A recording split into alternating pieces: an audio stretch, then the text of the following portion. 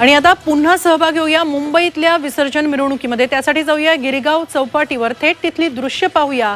तिथं अजूनही गणेश भक्तांची रीघ सुरू आहे। त्याचप्रमाणे मोठमोठ्या मूर्ती सुद्धा तिथं विसर्जनासाठी येत आहेत। हळूहळू वाजत गाजत बाप्पाला निरोप दिला जातोय। गिरगाव मधून हा विसर्जन सोहळा आपण थेट पाहतो आहोत। मुंबईमध्ये या भव्य दिव्य विसर्जन मिरवणुकांमधलं अर्थातच वैशिष्ट्य असं गणेश मूर्ती भव्य दिव्य अशा, आणि त्यांच्याबरोबर काही देखावे सुद्धा मंडळांकडून दाखल केले जातात। खेतवाडीचा लंबोदर आपण पाहतो आहोत। खेतवाडीच्या लंबोदराची ही विसर्जन मिरवणूक आहे। गिरगाव चौपाटीमधून आपण हा विसर्जन सोहळा थेट पाहतो आहोत।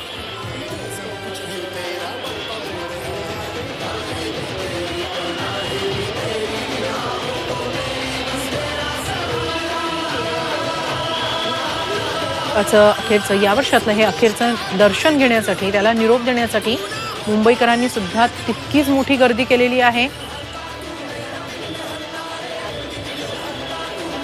गिरगाव चौपाटीवरची आपण ही थेट दृश्य पाहतो आहोत। आणि घरगुती गणपतींचं सुद्धा गिरगाव चौपाटीवर विसर्जन होत असतं, आणि त्यामुळेच गिरगाव चौपाटीवर ही मोठी गर्दी आपल्याला पाहायला मिळते आहे।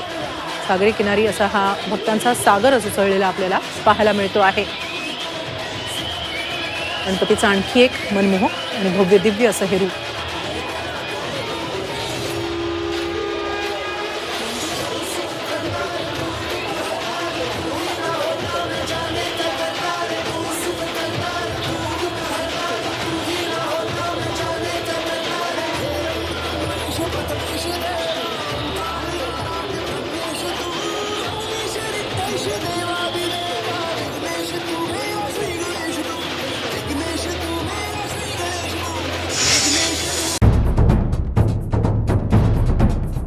सह्याद्रीची उंची म्हणजे